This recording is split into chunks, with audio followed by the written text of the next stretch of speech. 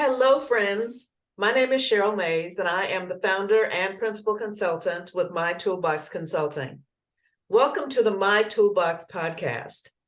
Our guest today in our Love Letters series is Mrs. Harriet Wallace with the Wallace Media Group. In this series, we are asking our guests one question.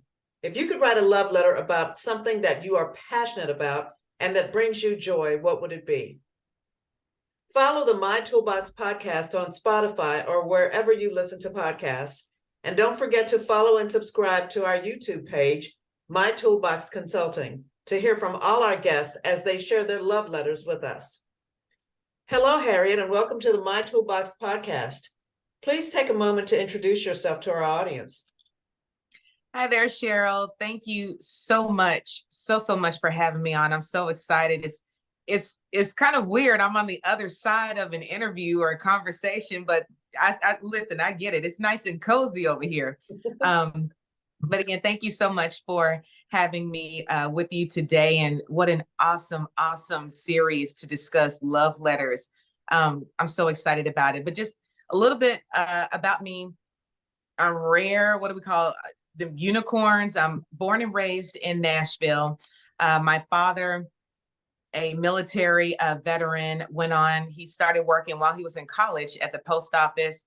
And that's where he worked until he retired. Something we don't do nowadays, right? Keep one job forever. And my mother, a nurse by trade, went into nursing. My parents met at Tennessee State University.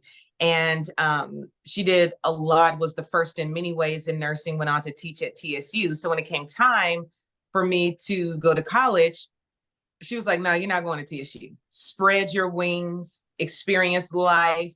Now, my daddy from the projects of Memphis, 9 other siblings, was like, no, we're going to save some money. But mommy said, no, go out, spread your wings. And so I went to Hampton University for my undergrad, where I majored in broadcast journalism, because as a child, I used to write a lot. I remember when I was a child, my mother sent me to writing camps. I would go to Sewanee College there, and I spent summers writing when I was a little girl. And so when I went into college, it just seemed a natural thing to major in broadcast journalism, because she always had me in forensics as well. And so I studied there, fell in love with it, hungry. I mean, like a ferocious appetite for the business. And I've traveled around the country, lived around the country. And I love to hear people's stories, and I love to tell people's stories. And I really appreciate doing it with such a passion and power, because what I've learned is that a lot of folks don't recognize their voice. We all have them, but they don't recognize it and the power of it. Therefore, they don't access it. And I love to be able to help them do that. So that's a little bit. Oh, and I'm married. Let me not get in trouble. I'm married to my honey bear, Scott Wallace. Okay. And 4 kids and 3 glam kids. So a full family and just a lot of love. So that's me. Well, thank you for that. And so one of the things that I absolutely love about you is your ability to tell a story and your ability to shed a light on those people that you have been in the presence of, that you are introducing or interviewing. So you have a special gift in that respect. So would you say that that is your love letter? Absolutely. Absolutely. I have, if you really think about it, since I started working in TV news, well, really my first job in news was with Rosetta Perry, Miss Perry, as I call her. I've known her since I was a little girl. And I started working with her newspaper when I was in 7th grade, and then went on to college and, doing a lot of work. But my first full-time TV job was my senior year of college. And I've been writing, and that was in 2002. I've been writing pretty much every day of my life since 2002. And if I'm not writing, then I'm editing stories from my students I teach on the collegiate level. And I love to be able to put power and love and humanity in this little body called a script. and tell a person their whole life story or the impact of this moment in their life, this transformative moment in their life, in such a way that we can all relate. You may not have had this car accident or lost this loved one in a tragedy or experienced this illness or whatever, but we find that common ground in that spirit of perseverance, that moment of hopelessness that they may have, and be inspired, relate, and then be inspired by how they move in their story. Or if they're not moving in such a way, it then awakens something in you to maybe reach out to them or to someone else that's near you that you see is in a similar situation. So I am very much passionate about what I do. And I think a big part of your talent is your ability to bring those stories out of people. You know, anybody can ask a question and get someone to talk about their life, but to have someone to be able to trust you enough to where they want to share a lot about what's going on in their lives, that takes a little bit of a talent for someone to bring that out. Because I can tell you from my perspective, and I've known you for a while, I am not very trusting of anybody who asks me questions, but Harriet Wallace says, hey, what do you think about this? Oh, I'm going to have that story to tell. So that is a true talent. And I thank you for that. So how do you, as that talent, what do you think it takes to get people to open up to an individual like yourself? Well, first, let me say I'm so used to talking about other people that it is so uncomfortable to hear about myself. So I'm blushing. I appreciate what you're saying. I do. And people think because I'm on TV and stuff all the time that I always want to be out there. I'm cool to be out there. I'm out there to accomplish a mission, and then I'm back. I am always okay for people to be in the forefront. Let me just say that so I can get myself together. But you touched on something, because you are not the first person to say that to me. And there are people who in this business, I can reach out to them and they'll just tell me any and everything, even stuff that's not supposed to be released yet. And another reporter will reach out to the same people and they won't even respond to a text, definitely won't answer the call. And that's because trust, I can't express enough how important that is to me. And I'll tell you who taught me that: compassion and trust. Cynthia Williams. If anybody remembers her, Cynthia Williams, yes, from Channel 4 News here. Sweet, sweet spirit. I know she is probably part of the prayer line as people come in to the gates of heaven. And I called up Channel 4.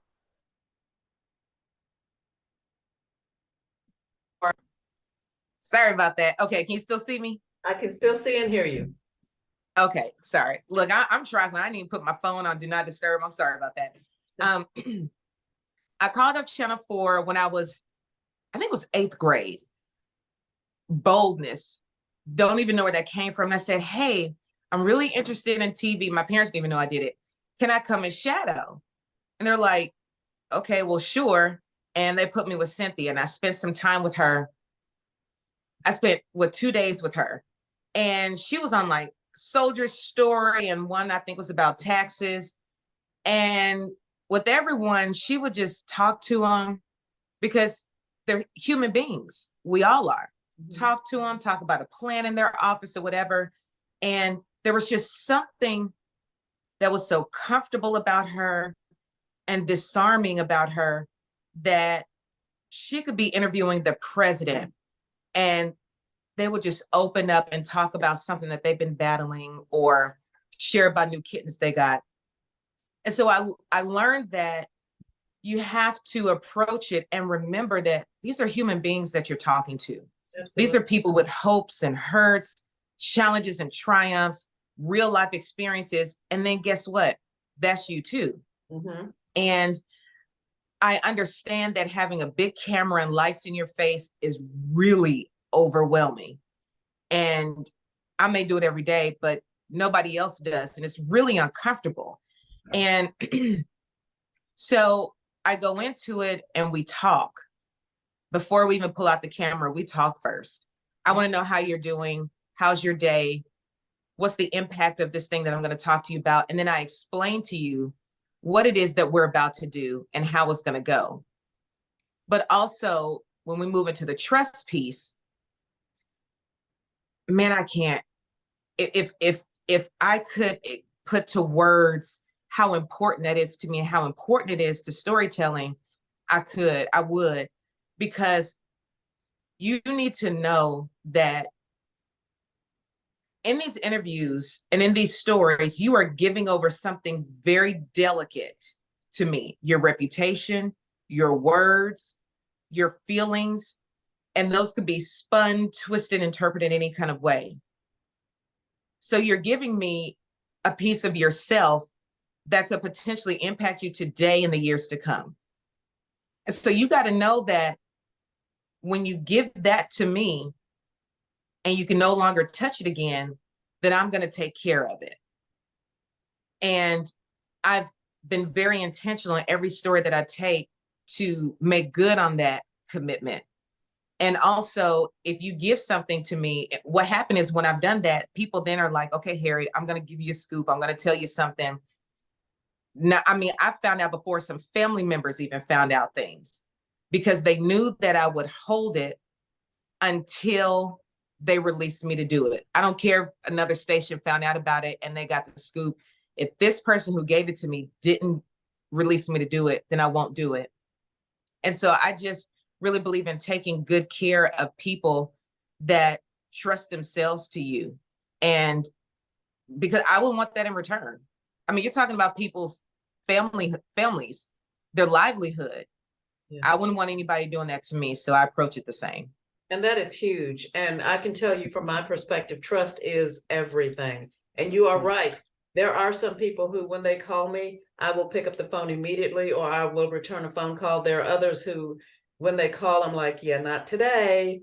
But it has everything to do with trust and being able to, and knowing from my perspective that if I share something and I say, this is just between the two of you, the two of us until I ask you to share it, that I can actually count on that person, it means the world. So thank you for that. And thank you for recognizing that the impact of your words or your storytelling could potentially create a larger issue if not shared in the right way. So that is so much appreciated. And unfortunately, not everyone in the media understands that. That's why you have those phone calls that go unanswered, because they have a reputation for not taking care of their sources. So that is huge. And thank you for that. And clearly it's your love letter because it is coming through very clear, very loud. So I appreciate that. Please continue to share. I want this to be an organic conversation. And you know, from your perspective, and I shared this with you before we started recording, you are the expert. I'm still learning in this space. So if you have any questions, please do ask them. But I absolutely love hearing your story. Cheryl, you're doing great. Look, the education professional you is coming out, grading my paper. You're doing absolutely fabulous, because going back to the storytelling and the trust, just like this podcast right here, this series is just a conversation. Absolutely. I'm not grilling you. I'm not interrogating you. I'm not about to indict you or fire you or investigate you. It really is just a conversation. Mm-hmm. And when we talk about trust, if there is a person out there that said, I sent this information to Harriet and she released it or told and she wasn't clear or whatever, they lying to you. Mm-hmm. Because I'm very clear up front when I say, okay, I want to release this. And I will ask you, is this just for me? Is this just for me right now? Or is this for me to go ahead and release? I ask that because I don't want there to be a break. And then also when we start recording, I let you know we're about to record so you can know when we are on record. Mm-hmm. And that's the same for the phone. And I'll ask people a lot of times, and I've even said it to you. Okay, so now is this on the record or off the record? Now, I'm someone you can trust if you say it's off the record. And, you know, a lot of journalists today, do things for ratings. Yes. I do things for real people. You know, they do things for views and clickbait. I do it for culture change. You know, and this is not all journalists. There is this shift in the stories we're telling, the way that we're telling them, the frequency that we're telling them. And at the end of the day, it may be juicy and pretty, but is there substance? Is there true impact? Is it gossip or is it actual information? Right, right. You know, so I'm just really serious about it. And because of that seriousness, that's why I also teach communications and I teach journalism. I was the faculty advisor over the meter at TSU for some years. And we really learned the power of our stories and how you can literally change, impact, and force the development of policy. You can change people's perspectives and their viewpoints. And then also understanding the power of how you show up in this newsroom. And then when you get into the mainstream newsrooms, because there is an expectation and there's a responsibility of you. And, you know, I shared with them a time when I was working at a TV station. I was out on my live shot. I don't even remember what story it was. And I saw we had put up a story on our website. And it was like police are looking for suspects for some, I think it was a break-in or something like that. And it was the black male, white t-shirt, I think it was black sweatpants or something like that. Again, I'm out on my live shot, had nothing to do with that. And I called and I said, you just described what my husband wore on Saturday when we went out. And I'm not lying. You described something that my son would probably wear. So, and we had a conversation. I said, so you have to understand, this is where profiling begins for us, as far as how we allow that to carry through the community and shape opinions. Right. And I said, just because police send us that, that's their talk, that's fine with them, that works for them, whatever they do. But when it enters into our hands, we have the power and the ability to include that, not include that, or call police back and say, was there anything identifying about this person that we can include? And they did that at my request. And when police didn't have anything else, we took the story down. And so as we shift the conversation a little bit, Cheryl, I think this kind of moves into your area. And I'm so glad that you're back at the school board. Oh, you're so awesome. Thank you. And like you said, the babies need you. My babies, I love my babies. But Cheryl, we have to, you're not going to be here forever. I'm not going to be here forever. And we can't look back and be upset with how the generation behind us is moving if we didn't do our part to prepare them to continue carrying the mantle. Absolutely.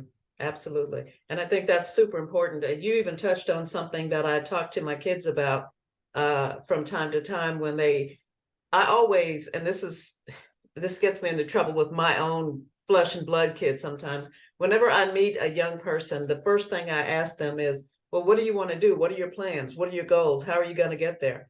And you sort of touched on something that I bring to them about reaching out. So if there is a young person who says, oh, I want to be an attorney, my next question is, oh, have you reached out to any law offices to see if they have any internship opportunities or job shadowing opportunities? No. Well, there's a good way to start. How do you know that's what you want to do if you haven't been in that space? So thank you for sharing that information, because it gives confirmation to what I've said to my kids whenever I meet with them about that next step. You clearly you were smart enough to do your homework when you were young. And I think that's amazing. There are not a lot of young people who think that they have that ability and that power, and they really do. So thank you for that. Yeah. And I think It's about that passion. Oh, I'm sorry. Go ahead. Go ahead. no, I'm sorry. Go ahead. I was gonna say it's about the passion. Because I've talked about this a few times when I've gone to speak to groups. We talk so much about our purpose, Mhm. finding our purpose. What is our purpose here on earth? What are we supposed to be doing? And we feel lost. And at every chance that I get to speak, whether it's with my class or when I'm speaking to different groups of professionals, my number one objective is to change the way that they think. Because you can feel a certain way, you can do a certain thing, but a belief is the core and the center of everything that comes out of us, right? And so sometimes we have to course correct or edit how we think. And when I talk to them about purpose, I've talked to business owners, small businesses, I've talked to students, talked to executives, and I asked them to think just for a minute. Maybe it's not that you're looking for purpose. Would you consider that you are purpose? That's a great point. Maybe you are purpose. I mean, I know that you are, but I'm just saying, I'm posing this question to open your thought, because I'm really big on not telling people what to think, but giving them things to think about so they can arrive at their own opinions themselves, which is how I approach news. But because if we believe whatever higher power we believe in, we weren't just plopped down on this earth. There was a targeted destination and reason for us to become human and exist on this earth. Mm-hmm. That reason is also called your purpose. So if there's this reason developed that precipitated your creation, then purpose was born into you. So therefore, whatever you touch is purposeful, right? Yes, and so, Cheryl, we have people who are like, and I know you run into this a lot with your kids, I don't know what my purpose is. I don't know what I'm supposed to do. What am I even here for? And even some of your adults, your educators, whomever. But here's the thing. There is a calling, and then there's a purpose. Mm-hmm. The purpose is the reason why you're here, or your mission. The calling, now your mission doesn't change, Mm-hmm. right? Your reason for being doesn't change, but your calling just might. So you have the reason that is you, your mission. Mm-hmm. The calling is, at this stage in my life, when I'm 13, 14, 15, that thing, that purpose, that reason that I am is being called to create a student organization that helps kids deal with bullying. Mm-hmm. And then when you're 19 and 20 in college, or wherever you may be after you graduate high school, that same mission in you, still the same, but now there's a new calling that says you're to go and start a small photography business. And then guess what you're going to do in photography? You're going to show people real human beings. Mm-hmm. And you're going to encourage people who see your pictures to see themselves as beautiful too, which kind of sounds the same as this other calling you answered when you created this organization about bullying. You're teaching people to love themselves, value themselves. Mm-hmm. When you're 30, there may be a different calling on the purpose, right? And so that's what's really important to me, that people get. And I think our world kind of gets out of order because a lot of people are lost, and some of them don't even realize that they are the purpose. Your mission is to impact people, fill in the blank. It's different for you than it is for me. And Cheryl, you've had different callings. You've been in the school board, you've been out of the school board, you've been in, different work environments. But think about what you've accomplished in those areas. A lot of it is the same. Yeah. It's just the calling and the place was different. To your point, I think for me, I don't know how rare it is, but I'll say for me, it is a combination of the two. I think in my life, my passion and my purpose have collided and created this space where I am right now. Because I can remember for as long as I can remember, I've always wanted to work with young people and try to help them and guide them as much as I possibly could.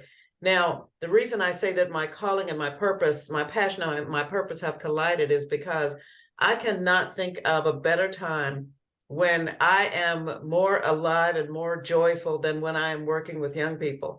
I could be having the absolute worst day of my life, but if you give me an opportunity to work with young people and sort of bring out whatever it is that they're trying to do, then my day has just been lifted. So that's why I love doing what I do. And that's why I say to young people when I meet them, I will support you however I can.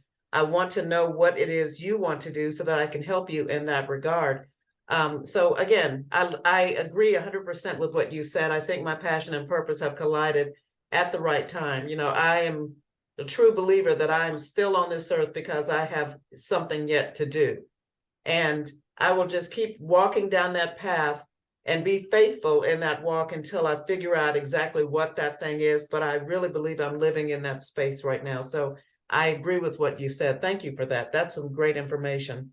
Very insightful. And that's what, oh, I'm sorry. Go ahead. Were you about to say something else? No, go ahead.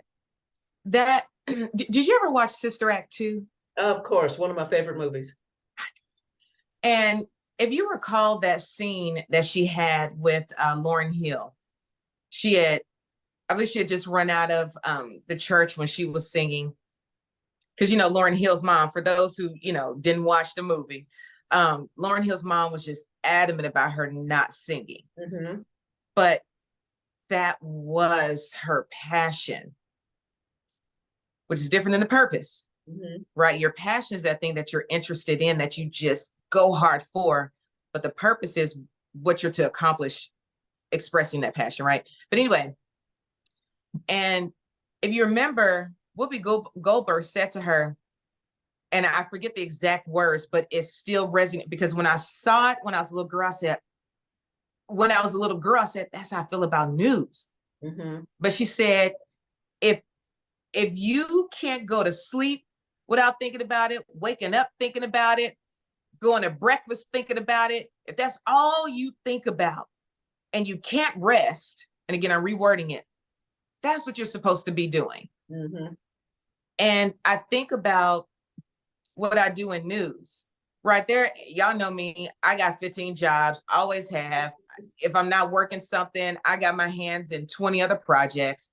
But when it comes to news, and you'll know if that's your passion and where you're supposed to be moving, because it's like you just said, Cheryl, it feels like the room has been stuffy and somebody opened a window and a good fresh breeze just came through, and I am breathing. It's oxygen, it's living, it's life, it's power, it's light, it's energy, it's joy. And even when the days are tough, or my employees get on my nerves, or people in my business or organization are irritating me, or the money's not right with the company, or I didn't get a raise, whatever, you still are motivated to show up. And you're not motivated to show up. I mean, yeah, we have to earn money, to live, but you're not showing up because, man, I got to get a check. You're showing up because this is what I want to do, and I'm going to make it work out. Because I am breathing. And when you're not operating in your passion, man, it feels like you're suffocating, like you can't breathe, like there's no air in the room. You are restless. But when you move in that passion and you breathe and you live, that feels like eternal life, man. You don't see an end to it, like endless opportunities. And what's so beautiful about that is because that's often the same way that we describe, not, I'm Christian, I respect what everybody else believes, but that's often how we describe our Heavenly Father. Mm-hmm. Joy, endless, deep-rooted joy, fresh air, life, anointing, power. Mm-hmm. And you have this constant hunger that's constantly fed, but yet, how is it that I keep eating off this thing that God has given me, but I never am full, right? Yeah. And let me go back just for a second. Okay. What we talked about a few minutes ago, when I shared with you that you are one of the few people that when I speak to you, I feel like I can share anything that I need to share and just feel free and feel cleansed. You literally just described my life prior to me leaving corporate America. Every single day on my drive into that office, I felt overwhelmed. I literally was almost in tears just driving into the office until I I call her my Argentine angel, a trip to Argentina saved my life, literally. I met a second grader in Argentina who challenged me and made me realize what I really wanted to do. So 2 weeks after that trip, and I won't give you the whole story here, but 2 weeks after that trip, I came back to the US. I was in a meeting with my boss, and I told him that I was leaving, that I was going to turn in my notice. I didn't have another job. I didn't have a clue what I was going to do later, but I knew that being in that space, I felt like I was suffocating every single day. And there are certain things that happen in your life where people recognize what's really going on in your world. The day after I turned in my notice, I saw a friend of mine that I hadn't seen in probably 2 months. And she said to me, she stopped me as I was walking down the hall and she said, "Cheryl, what is going on with you? You are glowing." And I said, "Well, I just turned in my notice." And she was like, "You're leaving?" I was like, "Absolutely." When I left that day, that after that 2 week time period, I left with my things in hand. And I kept waiting for the regret to wash over me. I was like, I'm walking out of here. I don't have another job. I don't know what I'm going to do next. I just know that this is not where I need to be. This is not where I'm supposed to be. I feel like I'm slowly suffocating to death in this place.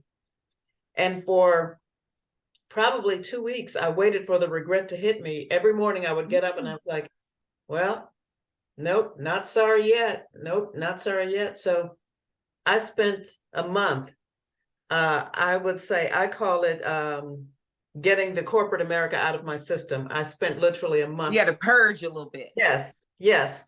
At the end of that 1 month, I got up one day and I said, all right, now, Miss Mays, what is it that you want to do next? What are your skill sets? What do you know? What don't you know? And I created this space in my office at home where I wrote all this stuff down. I wrote down everything that I knew, everything that I wanted to know, everything that I could do, couldn't do, the whole nine. And at the end of a week, I had all of these flip charts of all this information that I had gathered, and I started reading through them. And unbeknownst to me, I had created a business plan. And that is how that's how my business started. Literally started from me purging onto these flip charts in my office, because to your point, I knew that I was in a space where I wasn't supposed to be. I literally felt like I couldn't breathe walking into the office every day.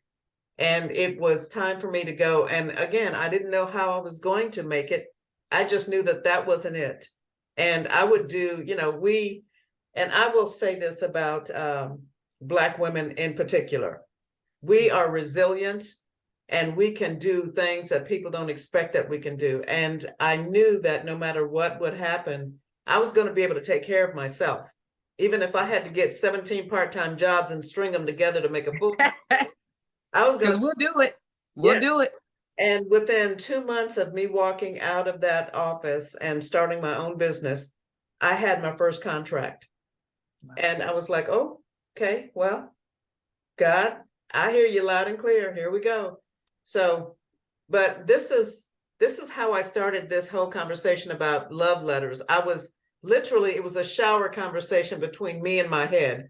I was in the shower and I was thinking about ideas. I need some ideas on the next thing. And the love letters came to my mind. I was like, I wonder how many people have love letters that they could write about the things that they absolutely enjoy doing.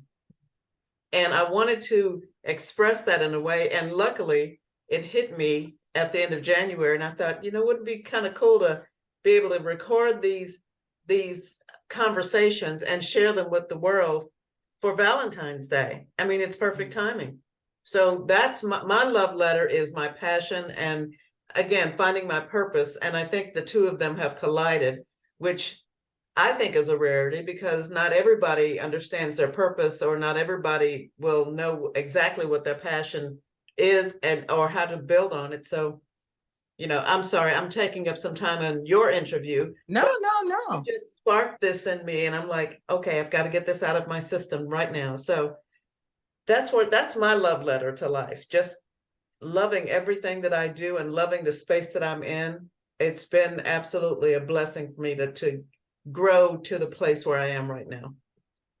And I'm thankful that you have answered this calling that is on your life, because so many people have been and will be impacted by what you have done and what you are doing. And, we think sometimes, oh, this little podcast I want to do, or this little business I want to start, or this idea or event I want to host, it's just this little something, but we don't know, and we don't truly understand the reach of it and the impact of what it is that we're going to do. And, you mentioned something, you're in corporate America, and then you've got contracts. And what's so interesting, because there are two things you said that I want to touch on, and then I'm gonna be quiet because I know, this is your thing. Is that was the point that I was making, in that what I know of you, what I've seen of you, and what I'm hearing from you right now is that your mission has been the same. You have touched people. You have taught them how to stand in their royalty, how to walk into a room, how to command the space and stand in the space that belongs to you, which is wherever you plant your feet, to reach for the stars, no matter what, to know that when you reach and if you fall, I've got your back. Mm-hmm. And you did that in a way in corporate America. You did that in a way in the political realm. You've done that and are doing that same thing in our education system. And now you're doing the same thing from your home or wherever you are on a podcast. And you answered a calling. And again, going back to, to my faith, we know the story about Peter stepping out. And Peter wanted to go out. He wanted to go out there with Jesus. Jesus wanted him out there with him. He knew that he needed to go out there, but he didn't go until he was what? Called. Mm-hmm. And now a few things happen in between that process, but, a lot of times we're just waiting on the calling, and it'll come. That boat was rocky as heck in life, in our business, rocky. That water was up and down and turbulent and wavy. You don't know what dangers lie below. So is life. But God calls us according to, he could have called anybody else on that boat, but there was a purpose that he had in him to come out. And so that's how we live our life. And then switching to something else you said about love, that isn't it funny how we use a lot of the same descriptors to describe love and passion. Sometimes they're synonymous. Mm-hmm. Because love is, as is defined, is patient, it endures, doesn't keep count of wrongdoings. Mm-hmm. That sounds a lot like our passion. It endures, mm-hmm. is patient, right? Mm-hmm. And depending on what happens and what we encounter through acting out and expressing our passion, we may have to excuse some wrongs of other people or wrongs that we maybe did. right? And so we're going back to this whole thing. My love letter, that's a tough one. I ask people questions all the time, and now I'm stumped on one. I think I am truly, truly, truly committed to people not just recognizing, but accessing and utilizing their power and doing it in their own avenue. Because one thing that I was challenged with some years ago was I really want to bring about cultural change, not just when it comes to race relations, but just in accepting people for how they are. Man, move how you move. What is normal? To me, normal is abnormal, actually. I mean, like, what is normal? And we just love each other. Man, whoever you kiss, whoever, you in business with, that's none of my business. My business is the human being that is before me, right? I love you regardless. You rob somebody, I don't, listen, not that I don't care, but we're all good people. Our actions vary. I'm concerned with the character, not so much the action, especially when it ain't got nothing to do with me. But if we could just tap into our power and help people realize that they too can give themselves permission to access and utilize their power, how much more powerful collectively could we and would we be?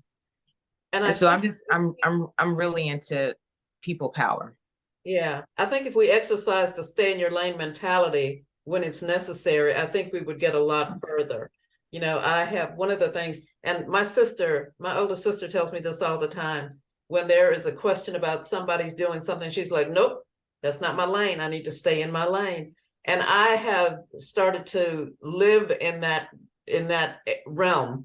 It's like, if it's not my business, I need to stay in my lane. It's not my business who you love. It's not my business who you work with. It's not my business. Now, if you're hurting somebody that I love, I will make it my business. Oh, we gang. Okay. Yes. Don't come for my people. Exactly. Do we need to mount up? That's the question. Mount up. Yeah. You can't even help. You're just so graceful. You can't even get thug with it real quick. Do we need to mount up? Oh, trust. Born and raised in North Nashville, I can get thug when I need to, but I'm okay. up here right now. But yeah. So anyway, thank you so much for joining me today. And I know that my audience will take several jewels from this conversation, because I've had several jewels that I've pulled out of this conversation as well. So I do appreciate it so much. And again, for those of you who are joining us, welcome and thank you for listening to the My Toolbox Podcast and my absolutely fantastic guest, Mrs. Harriet Wallace, Wallace Media Group. And Harriet, if there's any information that you want to share with our audience about your socials or how to contact you, if you want anybody to reach out to you, totally fine. If you want to share that information, if not, it's totally okay. But I'll give you about a minute and a half to give final thoughts. Oh, I don't even need that long, honey. I used to do my live shots shorter than that. All right. Thank you all so much for listening and for watching and for being part of this movement. Cheryl, you are an absolute queen. And this is an honor for me to be in your presence and for you to even think about me. You called me, I was like, what? Thank you. I am grateful. Everybody, remember, you are passion, you are purpose. So everything you touch is purposeful and is on purpose. And remember, you can't do everything. I wanted to bring about cultural change, but I realized I can't organize a rally. I can't go write this policy, but what I can do is unique to me and my purpose that's in the media, shining a light on the work that everybody else is doing. So remember, you are purpose, you are light. I love you all so much. I love you, Cheryl. Find me on social, hit me up, Harriet V. Wallace, Instagram, Twitter, and Facebook. Thank you so much for having me. Thank you, Harriet. We appreciate it. And thank you for listening and watching today. Please stay tuned for our next in the series on our love letter series. We will be broadcasting from starting on February 14th, Valentine's Day, which I think is pretty appropriate. So stay tuned to the My Toolbox Podcast. Remember, Find us on Spotify or anywhere that you are able to listen to your podcast, or go directly to our YouTube page at My Toolbox Consulting. Thanks, everybody. We'll see you next time. Bye-bye.